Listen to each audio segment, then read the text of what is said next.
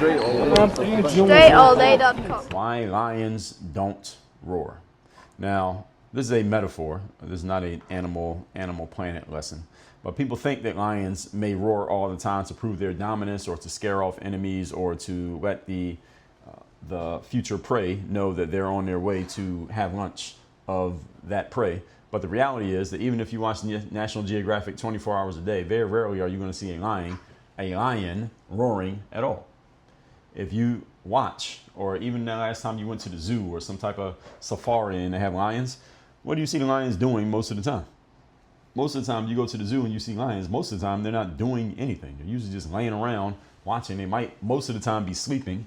If a lion actually gets up from its sleeping state or laying down state and actually moves around, you'd be surprised by that. You pull out your phone and take pictures because look at that, the lion's actually moving. Lions spend most of their time silent, either sleeping or just simply watching. And lions spend most of their time doing that to conserve their energy.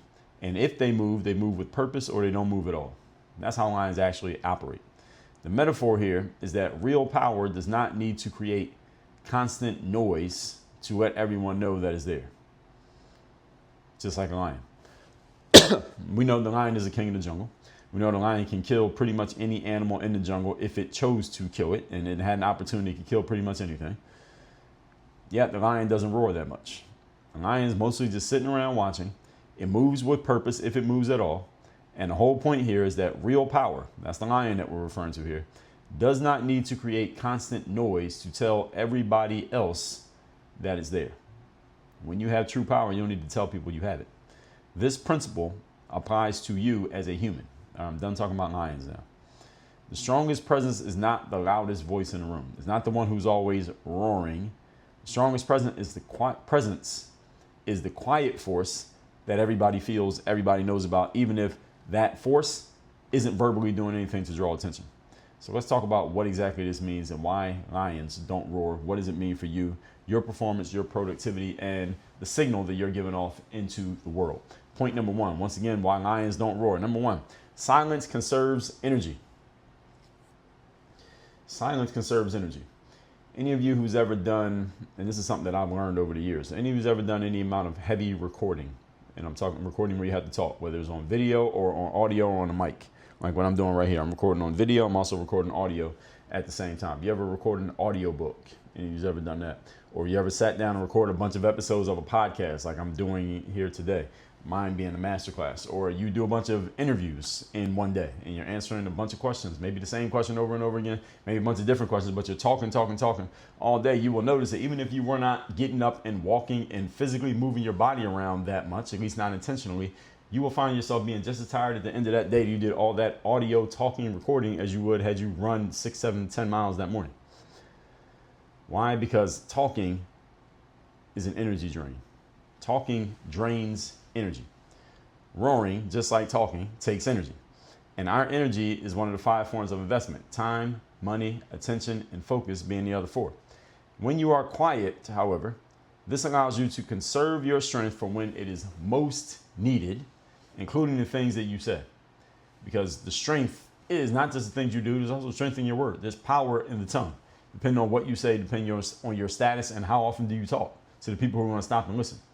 Men who are constantly talking, flexing, showing off, or broadcasting what they're doing, they are draining themselves. If you are one of those men, you are draining yourself. I beseech you, stop doing it. Stop draining yourself by constantly talking, flexing, showing off. Instead, if you were to stay quiet and contained, the power that you are now leaking out would actually start to come back to you when you actually need it. We just talked about this a few days ago in an episode where I told you why men are talking too damn much. Also, if you're going to make a move and do something significant, there's no need to announce it ahead of time. If you're really going to do something that is a significant thing and is going to make a real impact, you don't have to announce it ahead of time, because when you do it, the impact that it makes is going to draw all the attention. Everybody's going to see it and say, damn, he did that. So if you just go do the thing, everybody gets the message. And when everybody gets the message when you perform the action and when you produce the outcome. So you're thinking about doing something, you think it might be a big thing or the result is going to be a big thing. Don't announce it ahead of time, because everybody's going to know exactly what you were going to do after they see what you actually did. And there's no need to telegraph your behavior before it happens by announcing what you're going to do. It was a TEDx talk by a guy named Derek Sivers. He did this years ago. And one of the things that he said is you shouldn't share your goals with other people. That was his advice. The whole talk was based around this premise. And the simple logic he gave in explaining why you don't want to give your goals or share your goals with other people is that when we talk about some future paced outcome, something we want to achieve, an outcome that we have not yet achieved, we scientifically, biologically derive just a little bit of internal pleasure and satisfaction from talking about and imagining the success we're going to have, as opposed to going out and actually doing something about the success we're going to have. And the more you do that, the more of a muscle you build. So no need to telegraph your behavior before it happens. Just let the thing occur and let it speak for itself. That's what you really want to do. That's what the present powerful man does. Point number 2. Today's topic, once again, is why lions don't roar. Number 2, power is assumed, not announced. Power is assumed, not announced. In short, lions don't announce. They didn't announce to the fish and the monkeys and the bears and the bison that they were the king of the jungle. This is not some committee meeting that met and they decided, hey, the king of the jungle is going to be, we'll go with the lions. No, that didn't happen. All right, they didn't announce to the jungle that they were in charge. But everybody in the jungle already knows that the lions are in charge. There's only a few animals that don't run away when they see a lion. Maybe a buffalo, maybe a elephant, maybe a giraffe. Because they all can fight lions off and hurt lions in ways that lions probably don't want to be hurt. So everybody knows that they're in charge. Most animals get out the way when they see the lions coming. Even the animals that don't go running when they see the lions coming, they know that the lions are a threat. So they're keeping an eye on them. Similarly, a man with presence does not need to broadcast that he is a person of authority. If you are the person of authority, you don't need to keep telling us over and over again. We heard you the first time that you said it. Noise, on the other hand, signals insecurity. Noise is all the cacophony of extra sounds that are happening in addition to the sounds that need to be going through your head. That's known as noise. And noise is a big, bright, glaring signal for insecurity. Now, the way I define noise is, again, you look at the things that matter the most to you, the things that are important to you. Those are the things you need to be focused on. That's where your focus goes. Everything that is not in that category, everything else becomes noise. Everything else is noise if it's not the main thing that you need to be focused on right now, or the main thing you need to get done today, this week, or this month. Everything else becomes noise. So when you catch yourself going off the rails when it comes to your focus, what you're listening to, what you're plugging into, what you're consuming, and what you are doing, the first thing you need to ask yourself is, how much noise am I tolerating in my life right now? Noise being signals that are anything other than your signal. Information is anything other than information you need to get from where you're at to where you're going. Noise is a signal of insecurity, and even if you're not an insecure person, if all you have is noise, then people are going to assume that that's who you are, this noisy person who doesn't have their shit together. Animals that roar or bark or screech often do this only when they feel threatened or they're agitated in some way. That's why animals roar, bark, and screech. True predators, on the other hand, do not make noise. If you think about it, think about the true predators that you can name in the world. What predators do you know? I'm talking about animals. Notice that they don't make a lot of noise. They don't make a lot of noise. Alligators don't make a noise. Lions, when they're hunting, they don't make a noise. They move in silence, and that silence is more intimidating than noise, because you can feel in their energy what they're capable of, and you know, maybe if you're a human, you know. Animals, they don't know, but they know what that predator is capable of. And when you know what the predator is capable of, and people are moving in silence around you, that gives you a certain presence. When you're calm and everybody else is worried about you. Many animals are known for hunting their prey. These predator animals, lions, alligators, owls, hawks, wolves, all these animals go after their prey. And most of the time, there's plenty to be gotten. None of them makes noises that they are well known for. I'm not saying an alligator doesn't make any noise, but what's the sound of an alligator? There isn't one. What's the sound of a lion? We know is the roar, but the lions don't roar. What's the sound of an owl? They go hoo, hoo, hoo, but not when they're hunting, they're not doing that. What's the sound of a Name another animal. Hawks. Hawks make noise. The wolves, they howl at the moon, but when they're hunting, they're not making any noise. None of these animals is known for the noise that they make. Lions, alligators, owls, hawks, wolves. Maybe a lion is known for roaring. But other than that, none of these animals, and a wolf is known for howling at the moon. But other than that, there's no sound these animals make. None of these animals are really known for the noises that they produce. They're just known for catching and killing things. That's their job. And men, at the same time, this is also true for you. When you find yourself over-explaining, over-talking, you are giving off a signal of weakness, even if that's not what you meant to do. This is very important. When you over-explain or over-talk, let me explain what both of those mean. Over-explaining means you give an explanation to a circumstance or an answer to a question or an inquiry, and you put a period at the end of your answer or the end of your response and let the other side, the counterpart in your conversation, let them take the conversation further if they so choose. So again, these predators who are known for catching and killing things, you don't want to be over-explaining, giving them too much information they didn't ask for. You also don't want to over-talk. There's a couple different ways to over-talk. One is talking more than you need to be talking. That's over-talking. The same way in sports we have overtime. All right, you are over-talking if you're talking that much. And another way that you can, there's the over-explaining, but there's another way that you can do this, which is giving off a little bit too much energy that you don't need to be giving off in your talk, in your speech, which is interrupting another person. You talk over top of them so that your voice drowns out their voice and they just stop talking. Don't do that. All right, this is another bad habit that you don't want to do. You don't want to have. This is a signal of weakness when you overtalk another person, because it is communicating that subconsciously you don't think you're going to get a chance with as much attention on you as this person is getting right now. So you go and try to steal the spotlight so you can get whatever it is you want to say off before the spotlight pulls away from you all over again.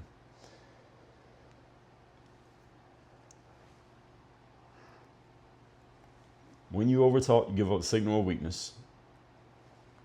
Also, when you explain yourself, you give out a signal of weakness. The ideal setup is when you do things more than you talk about things. That's the way you want to be. That's where you want to be. That's where you want to exist. You want to live in that zip code. The stuff I do supersedes the stuff that I talk about. If the stuff that you talk about supersedes stuff that you do, then you either need to start doing more stuff or you need to stop talking as much. Ideally, you do both. Think of these predator animals that I just mentioned before. Predator animals: lions, alligators, owls, hawks, wolves. These are all predators. None of them tells you what they're going to do before they do it, but they all have a strong reputation for doing what they do. And this is the key thing when it comes to this topic here today: why lions don't roar. Well, first of all, the lion is the king of the jungle. So there's an animal that we know as the king of the jungle, and that animal doesn't make that much noise to announce itself, yet it is still the king. Now, animals that are 1/100th the size of an animal, animals that are 1/100th size, the size of a lion, they want to make a whole bunch of noise because what they're trying to do is compensate for the amount of presence and aura and energy that they don't have. It's like if you have a little tiny dog, a little Chihuahua or Pomeranian, and that dog goes crazy barking at a dog that is much bigger. Very rarely does the bigger dog bark back. I've seen this happen many times. The dog that is all out of control, the small dog barking at a bigger dog. The bigger dog will come look at it and examine it, but the bigger dog does not return the energy and start barking back at the small dog. Why? Because the big dog doesn't need to. The big dog's looking at the little dog like, I could destroy you and eat you for lunch, but I'm just letting you bark. So understand that predators do not let you know what they're going to do. They just do it, and then they leave you to talk about what they did, past tense. Point number 3. Today's topic, once again, is why lions don't roar. Number 3, the roar is rare, and that is exactly why the roar is valuable. Let me read that again. Let me say it again. The lion's roar is rare, and that's why if and when a lion actually roars, that roar is extremely valuable.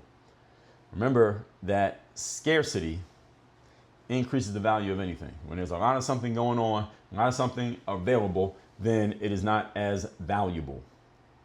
We just talked about this in yesterday's episode with men. You're dating a woman and you are over-validating her. If you are around her too much, calling her too often, trying to spend every single day with her, you're not even living in the same place, and you are pushing to let her know how much you like her, you are flooding the market being the girl that you're dating. You're flooding the market with your presence. You don't want to flood the market with your presence.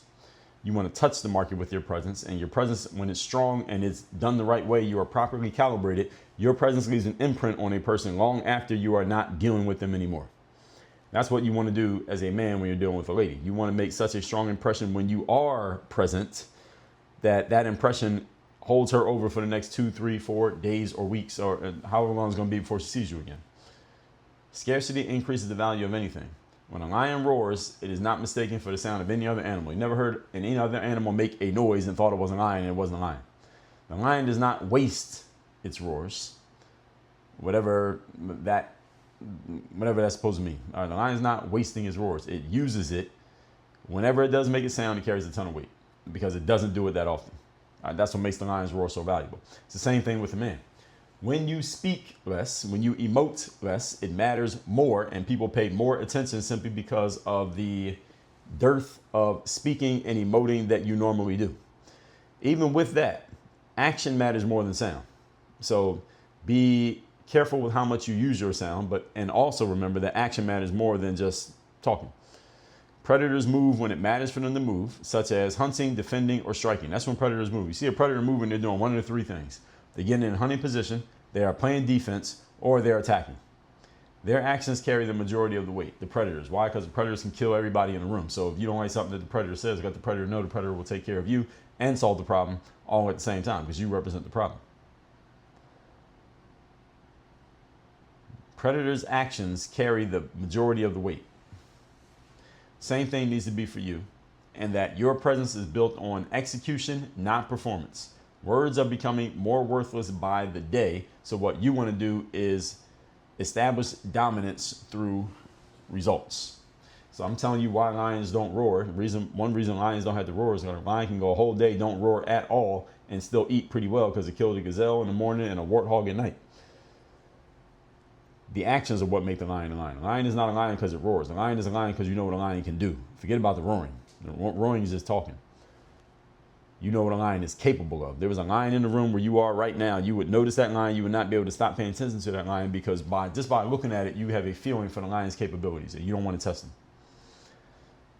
The results of what the lion does establishes true dominance, and that the results of what the lion does does not mean that the lion has to put its skill on display for every single person that comes across. Because when you do good work, the reputation of your good work tends to get around and other people tend to know about you. Your reputation begins to precede you before you show up into a room. So your presence is working for you even when you are not in the room doing the work. This is all part of your marketing, it's part of your branding, it's part of your mindset, it is all part of your presence. And your discipline, your stillness, the work you've done in the background, the groundedness that you have built and the calm resolve you built in yourself, all of that comes through as one signal that we call presence.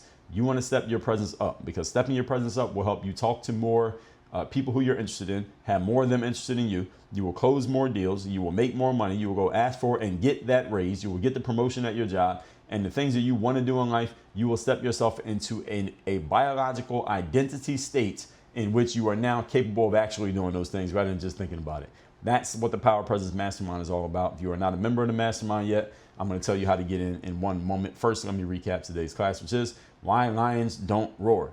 And again, people think lions roar to prove dominance. The reality is lions don't roar that often, and there's a reason for that. Number one, silence conserves energy. And remember, this episode is not about lions. I'm talking about humans. Silence conserves energy.